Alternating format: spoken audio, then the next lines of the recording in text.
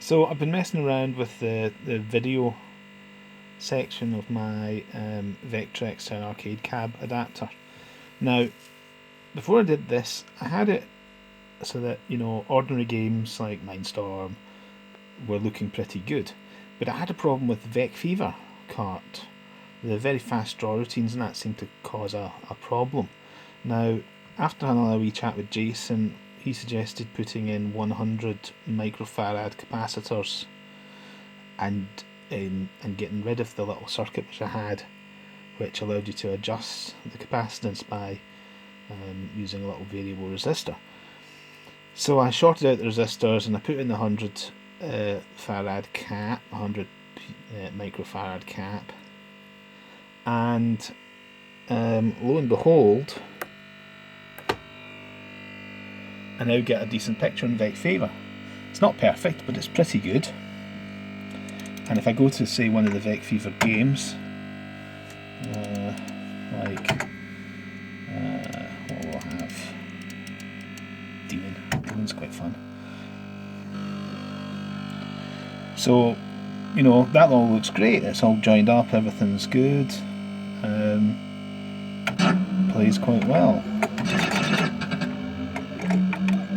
Can't play with one hand, obviously, again, but we'll do what we can. Anyway, Vecfever games, Vecfever menu, they all look fine. There is, however, a wee odd issue. So if I go to a non-Vecfever game, like say Mindstorm,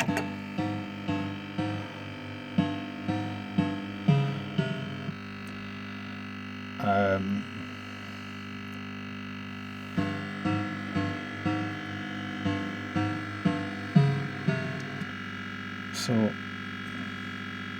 if you look at the mines, you see there's a wee gap in the vectors. They don't really line up.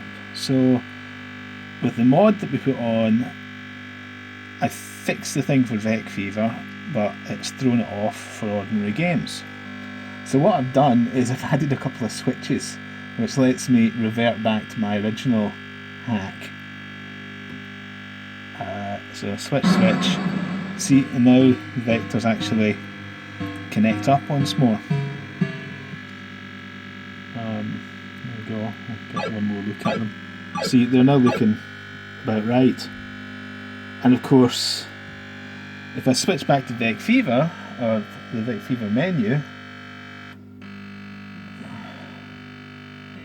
see, it's all messed up again. But as I say, all I've got to do is flip my little switches to bring back the other half of the hack, and then get it back. So I've now got a machine that will work with Vecfever and without Vecfever, but you've got to flick a wee switch to choose between one and the other. So, well, good enough.